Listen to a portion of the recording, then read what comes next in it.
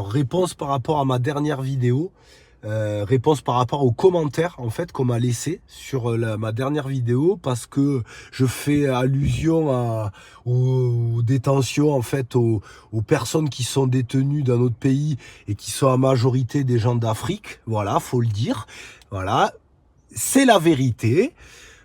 Donc la personne me dit que au Burkina Faso, les champs de coton, les Français auraient empêché les gens de s'enrichir, je sais pas quoi.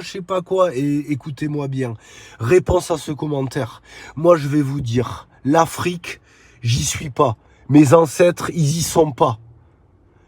Les Français sont pas en Afrique, en fait. C'est les mondialistes, les oligarches. C'est ceux qui ont écrit l'histoire. C'est les vainqueurs, les derniers vainqueurs de l'histoire en 1789. À partir de cette période-là, c'était le pic de l'esclavagisme. Et il faut aussi rappeler que c'est des blacks, on va dire des blacks de la côte qui ont vendu des blacks de la forêt. Si vous allez aux États-Unis, j'habite aux États-Unis, et aux Antilles, aux Caraïbes, ils ont tous la même tête. Pourquoi ils ont tous la même tête? Parce qu'ils ont été vendus. Ils ont été vendus par les Noirs des côtes. Voilà. Donc arrêtez là tous ces gens là les fervents défenseurs de l'humanité. Mais si vous aimez tant ce continent, eh bien je vous propose d'y aller y vivre. Parce que les personnes qui étaient soi-disant français, qui sont allés là-bas, c'était pas des personnes qui ont apporté le bien. Effectivement, d'accord, ils ont peut-être pillé les choses, mais moi personnellement, j'en vois pas. J'ai rien en fait de tout ça. J'ai rien du tout. Ma famille non plus.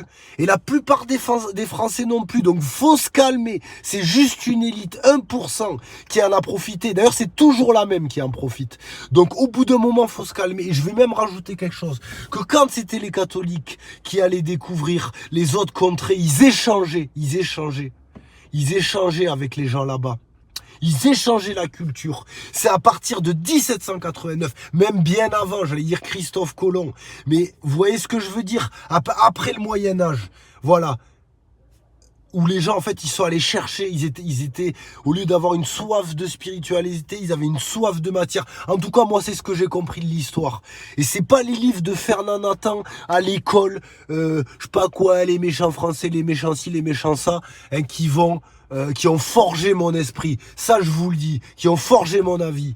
Alors, renseignez-vous, au lieu de raconter n'importe quoi. Et si vous n'êtes pas content, si vous voulez vraiment défendre ces gens-là, eh bien, allez vivre là-bas. Allez les aider et partez du pays aussi. Voilà.